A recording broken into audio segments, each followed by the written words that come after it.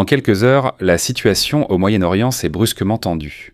Alors que la tension persiste entre l'Iran, les États-Unis et leurs pays alliés, une nouvelle controverse a de nouveau provoqué une inquiétude encore plus grande dans toute la région.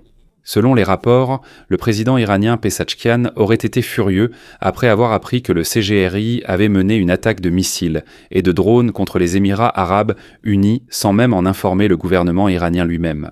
Pour lui, c'est une démarche dangereuse et presque insensée, car cela pourrait conduire à une guerre plus large dans la région du Golfe. Ce qui est encore plus surprenant, c'est que certains observateurs affirment maintenant que le CGRI semble agir indépendamment du gouvernement officiel iranien. Cela signifie que même si des diplomates et des responsables essaient de réduire les tensions, certains groupes militaires mènent leurs propres actions derrière le dos du gouvernement. Ces derniers jours, une vidéo est même apparue où le président iranien aurait présenté ses excuses aux pays voisins du Golfe. C'est comme s'il admettait que la situation s'aggrave vraiment et que le gouvernement n'a plus de contrôle sur la direction des événements. Mais après quelques jours, il a soudainement rétracté sa déclaration, apparemment sous la pression du Corps des gardiens de la Révolution islamique, CGRI. Pendant que cela se passait, l'activité militaire autour du détroit d'Ormuz ne cessait de s'intensifier. C'est l'une des routes pétrolières et maritimes internationales les plus importantes. Si cette zone est affectée, cela pourrait également impacter le prix du pétrole et l'économie mondiale. À cause de cela, l'opération appelée Opération Freedom a commencé, où la marine américaine aide les navires qui sont bloqués dans le golfe Persique depuis plusieurs mois à traverser en toute sécurité le détroit d'Ormuz. Il y aurait des cargos qui ne peuvent pas quitter la zone depuis plus de 2 mois. Certains commençaient à manquer de provisions, alors l'Amérique a dû agir pour leur permettre de passer. Les navires étaient ainsi en sécurité. Selon les rapports, plusieurs navires ont récemment réussi à traverser avec l'escorte de la marine américaine sans rencontrer de problème. Mais pendant ce temps, les rapports sur des affrontements en mer se sont également succédés. La marine américaine aurait également confirmé que 2 destroyers américains, l'USS Truxtun et l'USS Mason, ont traversé le détroit d'Ormuz dans un contexte de forte tension. Le rapport indique qu'ils auraient été interceptés par les Iraniens, des bateaux, drones et attaques de missiles lors de leur patrouille dans la zone. Mais selon les Américains, ils ont rapidement neutralisé les menaces et repoussé les bateaux iraniens qui s'étaient approchés de leur convoi. En même temps, plusieurs explosions ont également été signalées dans certaines zones côtières de l'Iran, en particulier dans la région proche du détroit d'Ormuz. Jusqu'à présent, de nombreuses spéculations subsistent quant à la véritable cause de ces explosions. Certains pensent que cela est lié à l'escalade du conflit, tandis que d'autres croient qu'il pourrait s'agir d'un conflit interne se produisant à l'intérieur même de l'Iran. Au milieu de tout cela, la tension a encore augmenté après la déclaration du président américain Donald Trump. Selon Trump, l'Iran aurait tiré sur plusieurs navires qui n'avaient aucun lien direct avec les opérations militaires, y compris un cargo sud-coréen qui ne faisait que traverser la région. Au fil du temps, la situation devient de plus en plus compliquée.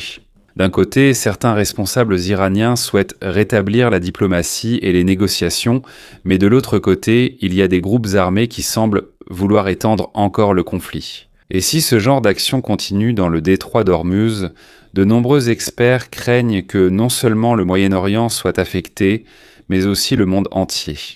Alors que la tension continue de monter dans le détroit d'Ormuz, la situation devient encore plus tendue après la nouvelle déclaration de Donald Trump.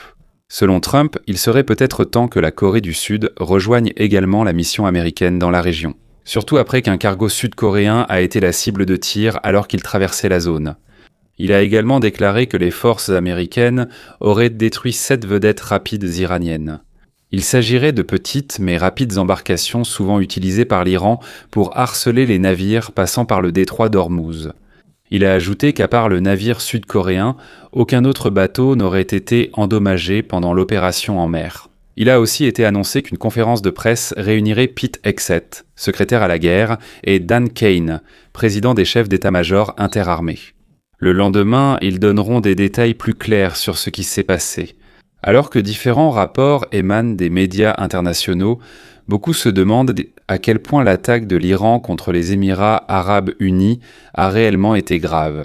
En effet, certains rapports affirment qu'un port pétrolier aux Émirats arabes unis a été touché et qu'il y aurait même eu un incendie. Si cela est vrai, C'est un gros problème car c'est l'une des routes principales pour les expéditions de pétrole du pays. Mais il est remarquable que le président américain Donald Trump semble minimiser tout l'incident. Il mentionne à peine que cela pourrait violer le cessez-le-feu en place depuis près de 3 semaines, ce qui divise les observateurs. Certains pensent qu'il pourrait y avoir eu des négociations discrètes. Cela se passe à huis clos. C'est pourquoi l'Amérique évite de grossir immédiatement l'affaire. Mais d'autres disent que ce n'est peut-être qu'une stratégie pendant que les États-Unis se préparent à une réponse militaire plus importante. En effet, si l'on regarde les images satellites et les rapports de suivi militaire, on remarque une augmentation notable du trafic militaire vers les pays du Golfe, surtout vers les bases américaines dans la région. On dirait que l'Amérique se prépare progressivement à une opération plus importante, mais malgré tous ces mouvements, le ton des responsables américains reste calme, comme s'il ne s'était rien passé de grave. Après cela, le commandant du commandement central, l'amiral Brad Cooper, a parlé de ce qui s'est exactement passé dans le détroit d'Ormuz. Selon l'amiral Cooper, les missiles de croisière iraniens visaient tuer non seulement les navires de la marine américaine, mais aussi les navires commerciaux dans la zone. Il a déclaré que la marine américaine avait tout fait pour protéger non seulement leurs propres navires, mais aussi les cargos civils. Il a ajouté que les forces américaines ont également empêché certaines attaques de drones contre des navires commerciaux. Pendant ce temps, les vedettes rapides iraniennes ont été neutralisées à l'aide des hélicoptères Apache et Seahawk alors qu'elles tentaient de s'approcher des cargos. Mais alors que la situation s'envenime en mer, un nouveau développement inquiétant se produit à l'intérieur même de l'Iran. En effet, plusieurs rapports ont fait état de fortes explosions dans le sud de l'Iran, en particulier à Keshm et Bandar Abbas. Selon un journaliste iranien bien connu qui continue de recevoir des informations de l'intérieur du pays, cela s'est produit vers 4 heures du matin. À l'heure iranienne, il a reçu des rapports faisant état d'explosions successives dans différentes parties de la côte sud de l'Iran.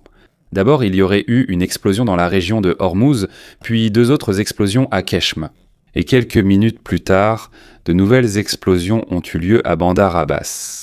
Ce qui est surprenant, c'est que tout cela s'est produit à quelques minutes d'intervalle.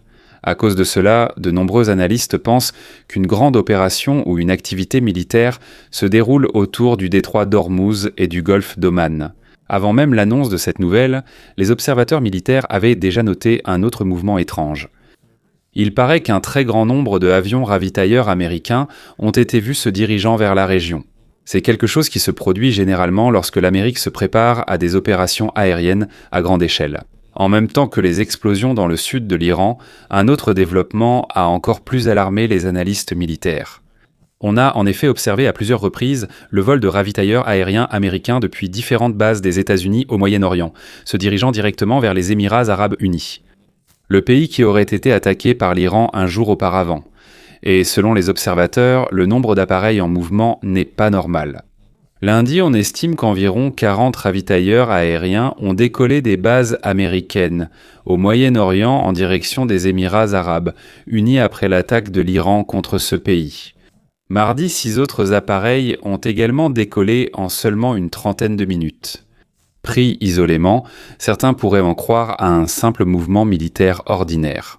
Mais si l'on combine l'attaque de l'Iran contre les Émirats arabes unis et les rapports des médias israéliens, le soupçon d'une grande riposte militaire imminente devient plus fort. Pour certains, ce n'est plus une simple escalade, car l'Iran lui-même aurait commencé après avoir ciblé les Émirats arabes unis et des navires commerciaux dans le détroit d'Ormuz.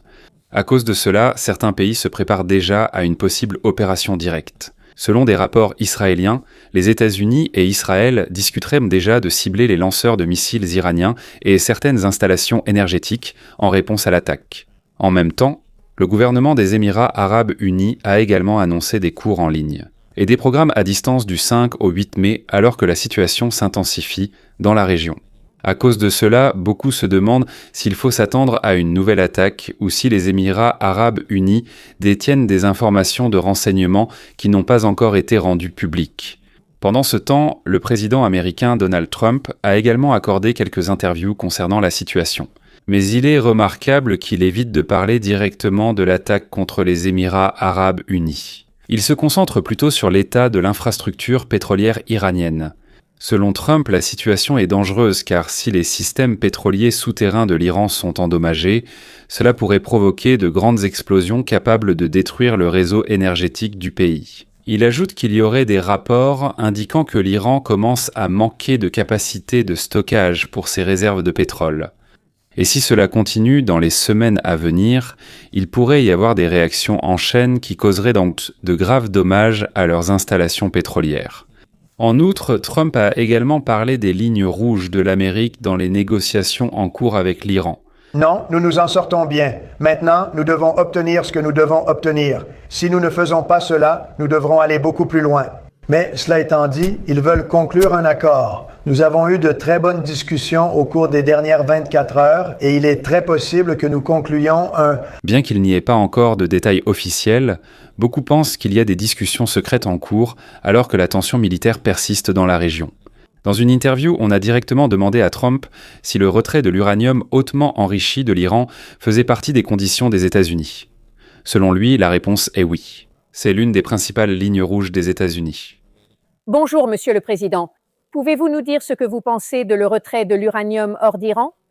Nous allons l'obtenir. Comment allez-vous l'obtenir? Nous allons l'obtenir. Au fur et à mesure que l'interview avançait, Trump s'est devenu encore plus direct au sujet du programme nucléaire de l'Iran. Il a déclaré que même si l'Iran parvenait à récupérer une partie de son uranium enrichi, il se pourrait que cela n'ait plus beaucoup de valeur en raison des graves dommages subis par leurs installations nucléaires. Selon lui, les bombes américaines ont frappé exactement leur cible, même si l'opération a été menée au beau milieu de la nuit, vers 1h du matin, alors qu'il n'y avait presque pas de lumière lunaire.